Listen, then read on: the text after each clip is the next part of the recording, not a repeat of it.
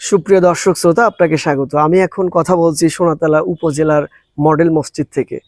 মসজিদ এমন একটা জায়গা যেখানে পৃথিবীর অনেক জায়গায় 140 ধারা জারি হইতে পারে, কিন্তু মসজিদে কখনো 140 ধারা জারি হবে না বাংলাদেশে ইনশাল্লাহ।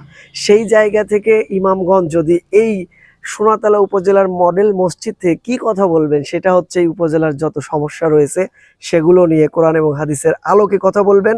এটাই এই মডেল মসজিদের একটা অন্যতম উদ্দেশ্য হইতে পারে।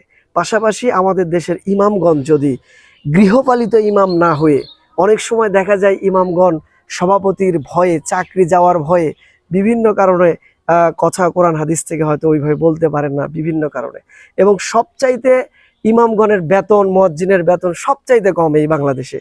আমরা চাইবো যে এই বাংলাদেশের এই সিস্টেমটা পরিবর্তন হোক, পাশাপাশি এখান থেকে কোরআন এবং হাদিসের সঠিক কথাগুলো মানুষ মন খুলে বলতে পারুক। সেই সাথে এই অঞ্চলের সমস্ত সমস্যার সমাধান এখান থেকে আলোচনা মাধ্যমে সমাধান হবে বলে আমরা আশা করি। পাশাপাশি এই মডেল মসজিদটি হবে এই সোনাতলা উপজেলার সবচাইতে গুরুত্বপূর্ণ একটি মসজিদ, এবং এই অঞ্চলের প্রতিনিধিত্ব করবে এখান থেকে এই মসজিদটি।